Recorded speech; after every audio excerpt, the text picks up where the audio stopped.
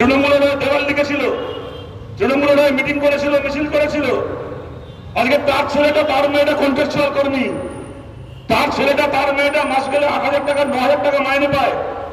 সকালবেলা বাড়ি থেকে বেরিয়ে 14 ঘন্টা 15 ঘন্টা বাইক চালিয়ে জিনিসপত্র বাড়ি বাড়ি ডেলিভারি করে রাত্রি 11টা 12টায় বাড়ি ঢোকে, আবার কাল সকাল 7টায় বাড়ি থেকে বেরোতে হবে। সাধারণ তৃণমূল কর্মীর ছেলে। আর সেই তৃণমূল কর্মী যার হয়ে দেওয়াল লিখেছিল, সেই পাত্রনাথ চ্যাটার্জির বান্ধবীর খাটের তলা থেকে 55 কোটি টাকা বেরোচ্ছে, এইটা দিয়েছেন বেহালাকে।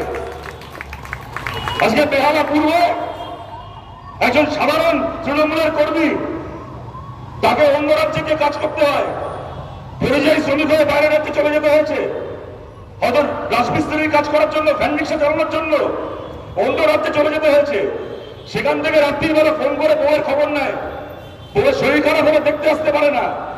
আর সে যার জন্য দেওয়াল লিখেছিল যে শোভন চ্যাটার্জি এখন নিজের বউকে ছেড়ে অন্যের বউকে বারান্দায় নিয়ে তাকে থই থই করে নাচছে, এইটা দিয়েছেন বাংলাকে। নির্লজ্জ বেহায়া দল আবার ভোট চাইতে এসছে। এগুলোকে দেখে মাঝে মধ্যে ভাবি, কি বলবো বলুন তো, এদের নামে মিটিং মিছিল করে এদের নিয়ে গালাগাল দিয়ে কোনো লাভ আছে? গালাগাল খেয়ে জীবন বন্ধ করে দেবে, তৃণমূল জীবনে ঘুষ খাওয়া বন্ধ করবে না। এদেরকে গালাগাল দেওয়া মানে নিজেরও সময় নষ্ট, অন্যেরও সময় নষ্ট।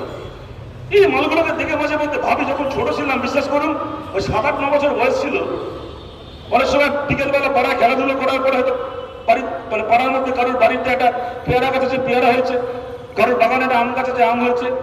আর তখনও তো তৃণমূলের সরকার হয়নি, তখনও কিছু মাঠ ছিল কলকাতায়, কিছু পুকুর পাট ছিল, কিছু গাছ পাট ছিল, এখন তো সব প্রমোটিং হয়ে গেছে।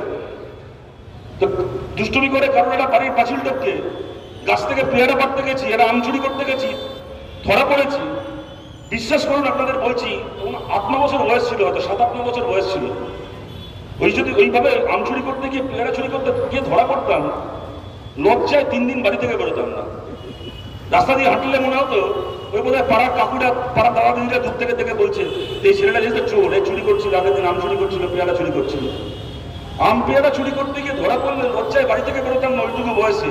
আর এই তৃণমূলের নেতাগুলোকে দেখি, বালি চুরি করে, গরু চুরি করে, চাকরি চুরি করে, এত কিছু চুরি করে ধরা পড়ে, চিটফান্ডে টাকা চুরি করে ধরা পড়ে, জেলে যায়। তবে না আছে লজ্জা, না আছে সরম, জেল থেকে বেরিয়ে গলায় মারা পড়ে দেখি বিধানসভা ভোটে প্রার্থী হয়ে আবার জিপের মাথায় উঠে হাত নাড়তে নাড়তে প্রচার করে। মানে কতগুলো দেওয়া মনের তৃণমূল জন্মায় বলুন তো। কি হবে এদেরকে নিয়ে গালাগাল দিয়ে? গালাগাল দিয়ে এরা জীবনে শুরু হবে। আর ওদিকে একটা পার্টি হয়েছে বিজেপি, আজকে টাকা দিয়ে কিনে রেখেছে এতগুলো মিডিয়াকে, এতগুলো সোশ্যাল মিডিয়াতেও এখন কন্টেন্ট ক্রিয়েটার। একটা হয়েছে সারা বছর সিঙ্গারা কাটলেটের ভিডিও বানাবে, এই দোকানে সিঙ্গারা ভালো, ওই দোকানে কাটলেট ভালো, সেই দোকানে মোচার চপ ভালো। আর ভোট আসতে সমস্ত বিজেপির কাছ থেকে টাকা পেয়ে একটা বড় বড় পলিটিক্যাল অ্যানালিস্ট হয়ে যাবে, তখন তারা রাজনীতি নিয়ে রিল বানাবে।